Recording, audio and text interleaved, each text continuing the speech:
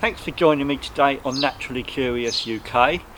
As I film this, it's a rather grey, overcast morning and the country is in the grip of the COVID-19 coronavirus outbreak and all the news is doom and gloom. But I'm not going to worry about that. I'm going to look up and not down and see if we can have a bit of fun with my cross-taut action camera and some dried mealworms. I'm going to scatter these on the lawn, and I reckon within a couple of minutes or so we should get a couple of magpies come down to start harvesting them up. And I've got my action camera set to 120 frames per second, which should be good enough to get some quite nice slow-mo. So we'll have a go and see how we do, shall we?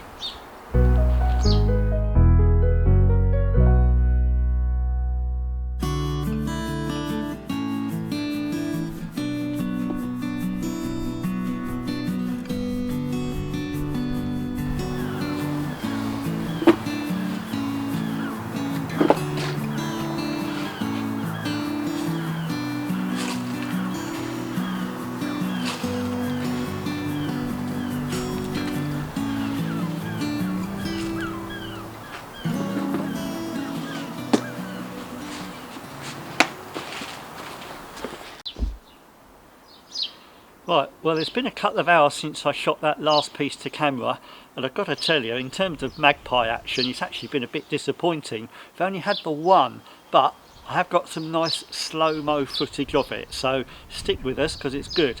And we've had various other visitors to the garden as well, so all good stuff. I have learnt something though as regards the cross-taut action camera and the way it shoots slow-mo. You can do it in two different ways. The other day I shot some footage where I was shooting at 120 frames per second but in normal mode, and the camera renders the files at 120 frames per second and you slow it down in your video editing software. But today I had it also selected as slow motion 120 frames per second, and what the camera does then is it actually renders the file at 30 frames per second, but when you play it back it is in slow motion, so it's done in camera rather than you having to do it in post-production in your video editor. So I'll have to have a play around with that and see which way I prefer. Anyway, let's have a look at the footage I've got today, shall we?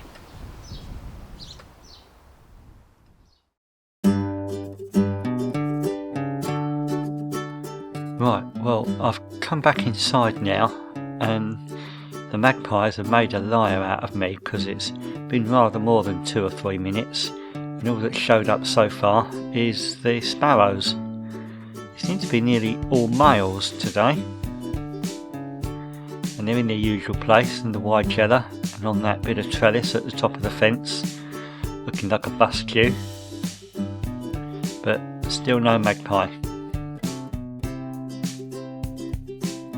As you can see, it's a bit windy today. We've had a lot of high winds just lately, past few weeks, and it's picked up again a bit today. I'm wondering whether that might be putting the magpies off a bit. It's the thing with wildlife, you never know, just got to be patient. Ah, Dunnock has arrived. I like Dunnocks. Quite underrated birds really. We get 2 of them come down on the lawn sometimes. Got a nice song as well.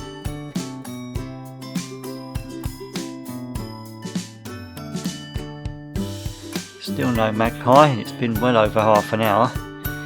But blackbird has, the male blackbird has come and perched in the cotoneaster bush just a few feet from the kitchen window.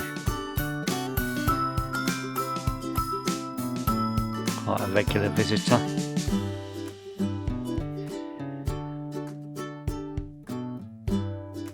Nice. There he goes.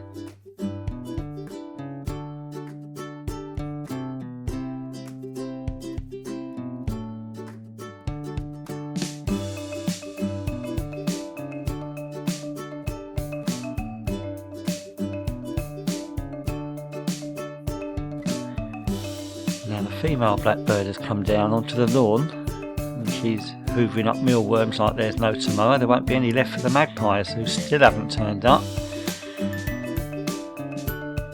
Just see the head of a feral pigeon bobbing about down the bottom there.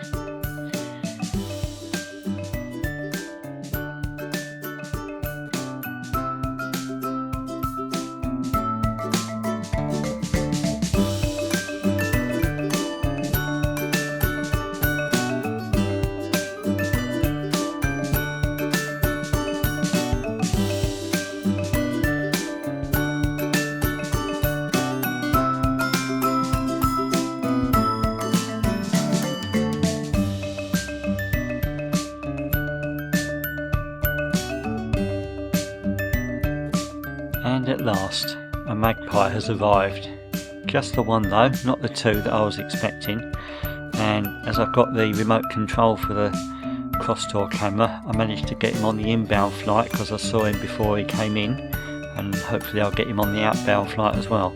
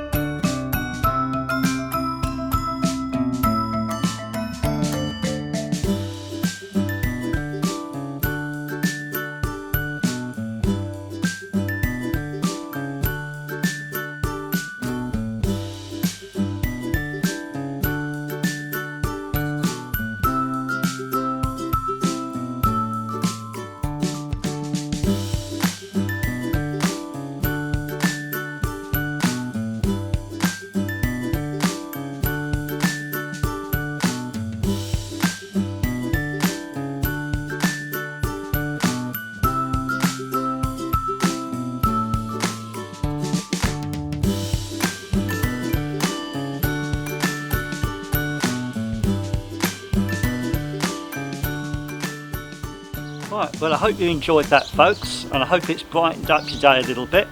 As I said earlier on, there's loads of gloom and doom in the media at the moment with the coronavirus and all that business, but nature carries on regardless.